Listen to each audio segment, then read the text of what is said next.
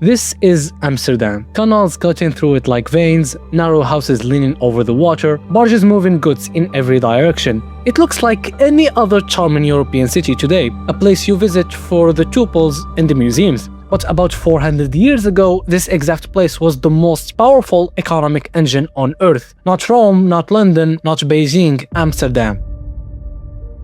A city built on swamps, in a country with no mountains, no mines, no forests, no natural resources of any kind, and yet this is the country that invented the stock market, the central bank, the publicly traded company, venture capitals, futures contracts, short selling, and basically every other financial tool that runs the global economy today. So the question is, how?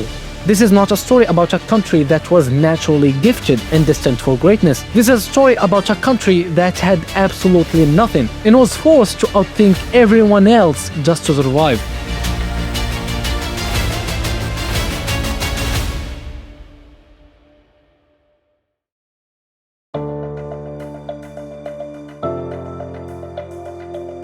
Before the 1500s, the northern provinces of the Low Countries, which is roughly what we call the Netherlands today, were the poor, rural, irrelevant cousins of the south. The real economic powerhouses were in Flanders, in Brabant. In modern-day Belgium, Antwerp was the financial capital of all northern Europe. The northern provinces were flat, wet, below sea level in several places. But here's what this wet, flat, apparently useless geography did give them. The mouths to three major rivers, the Rhine going deep into Germany, the Meuse going into France, and Belgium and the Scheldt connecting to western Belgium. These were natural highways into the European interior. Whoever controlled those river mouths controlled access to half the continent's trade. The Dutch just needed a reason to start using them, and that reason came from a grain shortage. Because the northern provinces could not grow enough food to feed themselves, they sailed northeast to the Baltic, Poland, Prussia, the eastern grain belt. The Dutch went there, picked it up, brought it back, and what started as a survival strategy became something far more interesting. They did not just bring grain home for themselves, they stockpiled it in Amsterdam and sold it all across Europe. They had turned their own food insecurity into a business model. Think about what that actually is. They don't grow the product, they don't consume most of it, they just position themselves perfectly in the middle of their supply chain and take a cut from moving things efficiently from where they are made to where they are needed. And historians call this the mother trade because everything else grew from it. The Dutch already had the ships, the ports, the sailors, the insurance networks, the financial relationships. Once that infrastructure existed, pivoting to heroin, then timber, then textiles, then spices was just a matter of loading different cargo. The product almost did not matter. What they were actually trading in was efficiency, and every time they entered a new market, their edge was the same. We can do this cheaper, faster, and with less risk than you. Nowhere is this more obvious than in the ship they designed specifically to dominate the Baltic trade. This is the Fluyt, or the Fluyt, developed around 1595 in the Dutch town of Hoorn. And what makes it interesting is not what it had, but what it deliberately did not have. Every other maritime power built ships that could be converted into warships. The Dutch said no and built a ship designed exclusively to carry maximum cargo with minimum crew. They used a system of pulleys that let 12 to 20 sailors handle a ship that would normally need 30 or more. Fewer sailors meant lower wages, which meant lower costs, which meant lower prices, which meant they could undercut every competitor in Europe. And it gets better. They live with tools on ships passing through the Sound, the Strait controlling access to the Baltic, and they calculated those tools partly based on deck era. So the Dutch designed the Fluyt's hull to have a narrow deck and a wide hold below. By the 1630s and 40s, somewhere between 70 and 90% of all the ships passing through the Danish Sound were Fluyts. The Dutch were not participating in the Baltic trade. They were the Baltic trade, but the event that really changed everything happened in 1585. The Spanish, who controlled the southern Netherlands, besieged and captured Antwerp, the financial capital of northern Europe. And when the city fell, the Spanish general gave its Protestant population, which was most of the merchant class, 4 years to either convert to Catholicism or leave.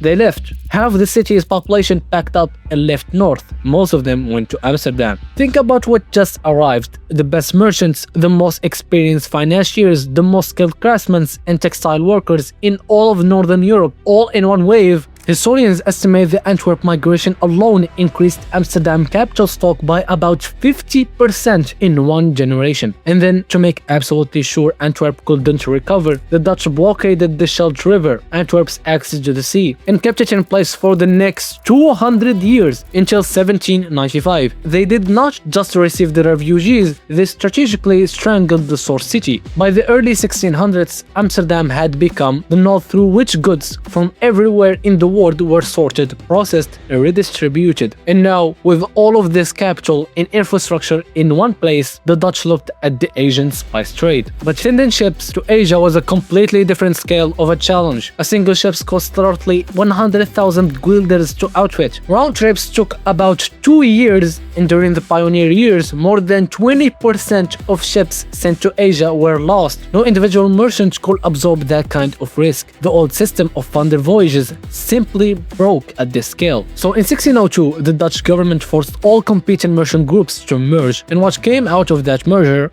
was the VOC, the Dutch East India Company, and this is where the capitalism story begins. The VOC raised 6.4 million guilders in its founding. Over 1,800 investors subscribed, including small savers putting in as little as 150 guilders. And crucially, the shares were made transferable, meaning investors could sell their stake to anyone at any time, without the company itself being affected. That mechanism is the birth of the stock market as a permanent institution. But here is what most people get wrong about the VOC. Its most important features were not planned, they were accidents. The company was originally supposed to be liquidated after 10 years and investors will get their money back, but by 1612 it was burning through cash on military operations in Asia and couldn't afford to wind down. So the government quietly allowed it to ignore the liquidation, and when that happened, investors who wanted to exit couldn't get their money back from the company, so they had to sell their stake to someone else instead. That is literally how the secondary market, what we call today the stock exchange, was born, and it just kept growing. For its first 2 decades, the directors of the VOC were personally liable for the company's debt. This made them terrified to borrow as much as the company actually needed. So in 1617, they signed a mutual guarantee contract spreading liability across all chambers of the company. And then in 1623, after the total debt had grown to over 8 million guilders, a sum that could have personally bankrupted every director, they quietly rewrote the bond contract to exclude personal liability entirely. Limited liability was born not because someone designed it, because the directors were about to lose everything and needed a way out. The historian who studied this said it best: legal form followed economic function, not the other way around. And around all of this, a whole ecosystem of financial tools grew up. Traders developed options, short selling, repo transaction.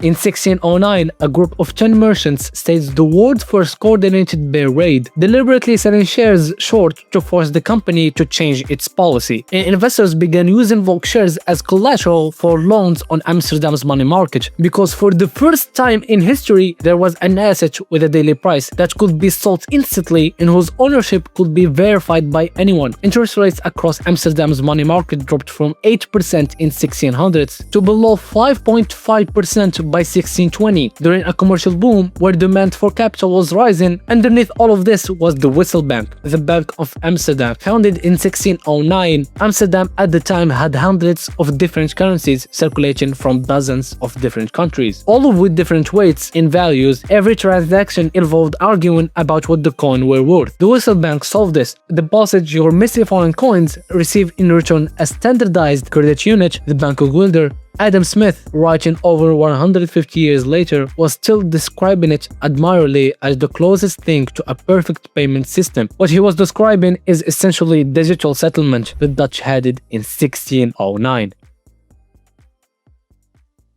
But nothing lasts forever. The turning point came in 1672, the year the Dutch themselves still called the Rampjaar, the disaster year. 4 powers attacked the Republic simultaneously. France under Louis XIV crossed the eastern border with the largest army in Europe since the Roman times. England attacked by sea. The bishops of Munster and Cologne came from the east. French forces occupied a large portion of the country within weeks and were advancing towards Amsterdam. The city was saved only because the Dutch opened their own flood defenses and drown the surrounding land, making further advance impossible. The political damage was total. The Grand Pensionary Johan de Witt, who had guided the Republic through 2 decades of diplomacy, was dragged from his cell by a mob and torn apart in the street with his brother. The Orangist faction seized power, and from that point forward, the Republic was permanently at war and permanently in debt to pay for it. But 1672 was not the only pressure. There were forces already squeezing the Dutch model from multiple directions before the Rampjaar even happened. England passed the Navigation Act in 1651, requiring the English colonial goods could only be transported on English ships with English crews. The Dutch had built their entire commercial system on being the most efficient shippers of other people's goods. And here was England legislating that efficiency advantage out of existence for a massive share of global trade. At the same time, France under Colbert built a comprehensive tariff system in the 1660s specifically designed to reduce French dependence on Dutch intermediaries. And Sweden introduced similar protectionism. There was also a deeper structural trap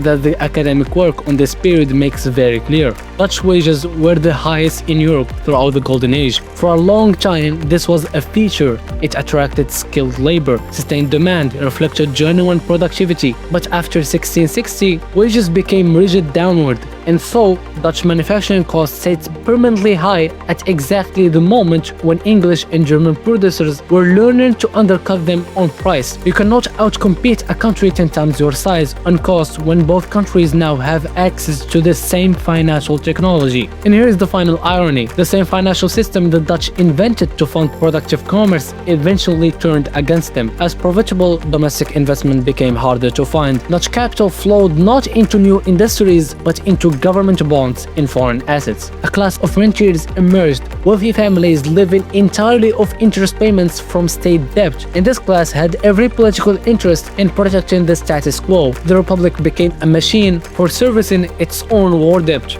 The Vogue was dissolved in 1795. It had operated for 197 years, a remarkable lifespan that tells you how robust even a badly designed institution can be when it's solving a genuine problem. And even in decline, Dutch investors funded the British national debt. Dutch money poured into English infrastructure and the early ventures of the Industrial Revolution. The country that had invented the financial architecture of capitalism found itself in its decline funding the industrial capitalism that made its own model obsolete.